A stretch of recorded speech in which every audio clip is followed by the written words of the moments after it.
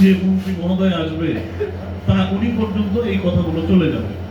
এটা গণশুনানি, জনগণের আশা আকাঙ্ক্ষা, এটা যাতে সরকার সরাসরি মানে একেবারে ডিরেক্টলি আপনাদের কাছ থেকে শুনতে পারে, এটাই হলো মূল উদ্দেশ্য। এবং আমরা সেভাবে এটা কাগজটা প্রিপেয়ার করব এবং আমরা যে যে লেভেল থেকে আপনাদের সমস্যার সমাধান করা যায় আমরা সেই লেভেল থেকে এই সমস্যাগুলো সমাধান করার চেষ্টা করব। এবার যদি আমরা সবার কথা আমরা শুনেছি, কিছু কিছু ডিমান্ড হচ্ছে হলো আপনাদের রিপিট হয়েছে।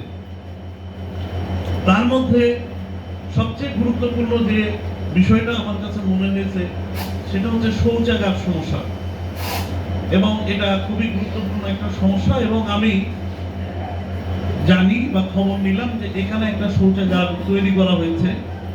তো এটা শৌচাগারগুলো আসলে করে দিলে তো হবে না, এটা একটা মেইনটেনেন্সের ব্যাপার আছে, এটা একটা পরিষ্কার পরিচ্ছন্নতার ব্যাপার আছে।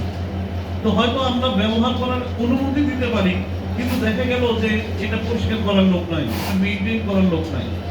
এই জন্য আমরা যে কাজটা করি এগুলো আমরা টেন্ডার দিয়ে দিই, ওপেন টেন্ডারের মাধ্যমে একটা ঠিকাদার নিযুক্ত করি। তারা হয়তো লামসাম একটা অ্যামাউন্ট, খুব বড় কোনো অ্যামাউন্ট আমাদেরকে যে দেয় তা না, তারপরেও দেয়, রেলওয়েকে দেয়। আর জনগণের কাছ থেকে একটা টোকেন মানি নিয়ে নেয় 10, 20, 15 টাকা, 10, 20 টাকা, যেটা দিয়ে তারা মেইনটেইন করে কিছু লাভ করে।